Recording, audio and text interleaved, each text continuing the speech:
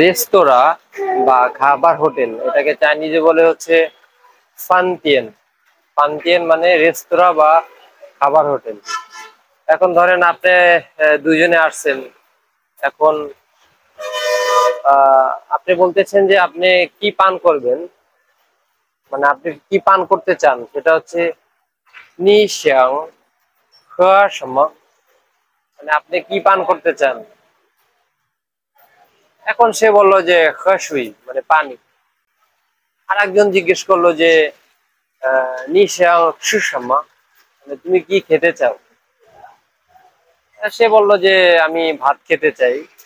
সে ভাত, আর ভাতের চাইনিজ হচ্ছে মিফান, মানে ভাত।